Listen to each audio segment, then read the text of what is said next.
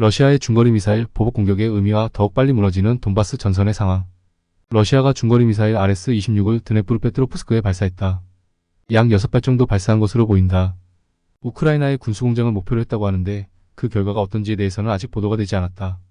러시아의 이번 중거리 미사일 발사는 미국과 영국의 에이테크스와 스톰 섀도우 미사일에 대한 대응이라는 점에서 이제 전쟁은 본격적으로 러시아 대 미영 간의 군사적 충돌로 진입했다.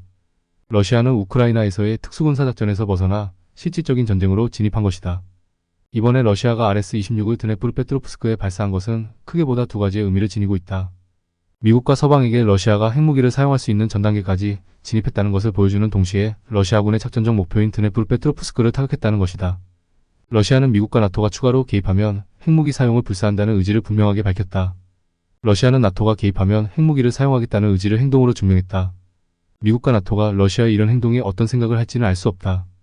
분명한 것은 상당한 심리적인 위축을 느낄 수밖에 없을 것이라는 점이다. 그동안 러시아에 대해 강경한 입장을 보이고 있던 프랑스도 꼬리를 내리고 있는 것 같다. 독일과 마찬가지로 프랑스도 우크라이나 전쟁에서의 행동에 억제를 당하고 있는 것이다.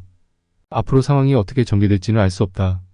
러시아는 이번 중거리 미사일 발사 이외에도 추가적인 타격을 고려하고 있는 것으로 보인다는 보도도 있지만 상황은 불확실하다.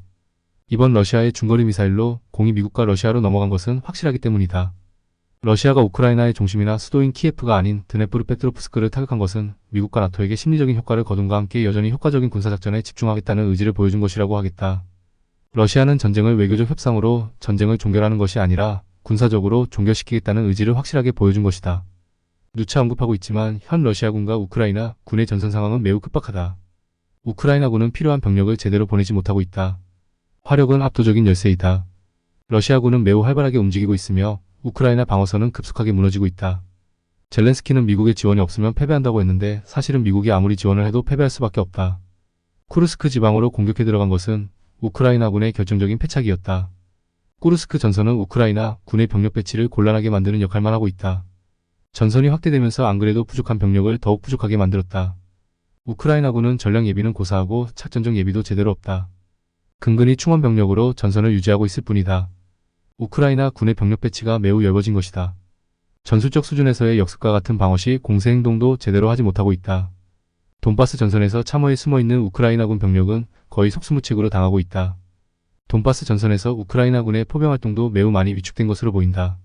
전선에서 우크라이나 병사들의 이탈은 매우 많이 그리고 빨리 이루어지고 있다. 러시아군은 우크라이나 군의 항복을 위해 로봇을 운영하고 있을 정도다. 이번 우크라이나 전쟁으로 전선 상황은 과거와 완전하게 달라졌다. 제2차 세계대전 이후 전차가 전장의 왕자로 등장했으나 이제는 다시 포병과 드론이 전장의 왕자로 복귀한 것 같다. 다시 한번 언급하지만 지금 상황에서 우크라이나군에 대한 지원은 백약이 무효이다. 한국은 우크라이나가 문제가 아니다. 당장 한반도 주변에서 발생할 수 있는 상황에 대비해야 할 상황이다. 이런 상황에서는 언제 어떻게 전쟁이 발발해도 하나도 이상하지 않다.